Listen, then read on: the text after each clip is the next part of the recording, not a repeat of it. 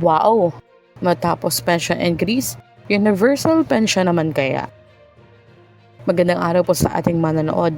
Narito na naman ang inyong mga napapanahong balita para sa ating mga senior citizen.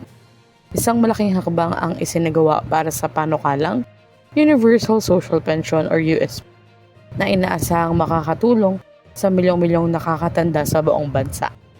Noong May 25, 2026, formal na isinabmit ang halos 2 milyong lagda or signatures mula sa iba't ibang rehiyon ng Pilipinas bilang suporta sa agarang pagpasa ng Universal Social Pension Bill. Katuwang sa kampanyang ito, ang National Commission of Senior Citizens or NCSC kasama ang iba't ibang senior citizen organization at association na nagkaisa upang iparating ang kanilang panawagan sa pamahalaan.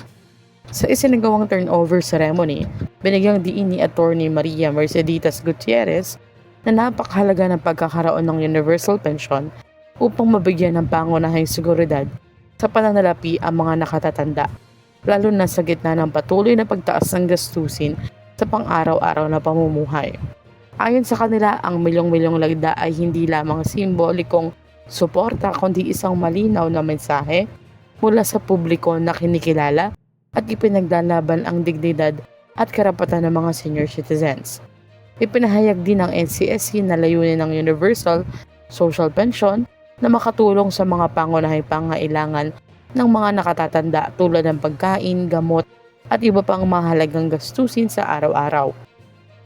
Nagbigay rin ng kanilang suporta sina Ms. Ana Marie Calapit at Jasper Allen Barrientos kasama ang iba't ibang ahensya at samahan ng mga seniors.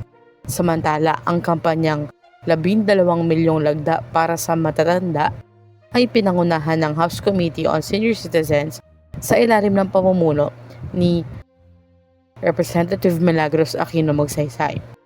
Hindi rito nagtatapos ang kampanya dahil target pa nilang madagdagan ang bilang ng mga lagda at maabot ang 5 milyong suporta pagsapit ng Hulyo.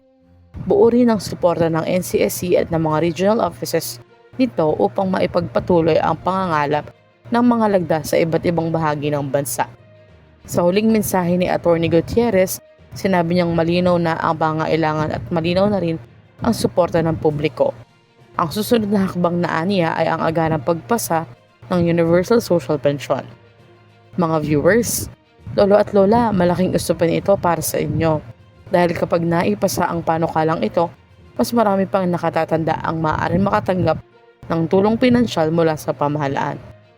Ano ang inyong opinion tungkol sa Universal Social Pension? Sang-ayon po ba kayo na dapat itong maipasa na sa lalong madaling panahon? Ibahagi ang inyong saloobin sa comment section. Muli ito ang Trust Infos and Updates. Huwag kalimutang mag-like, mag-share at mag-subscribe para mas marami pang balitang may kinalaman sa SSS, GSIS, Senior Citizens at iba pang mahalagang government updates. Maraming salamat po. God bless you and have a nice day.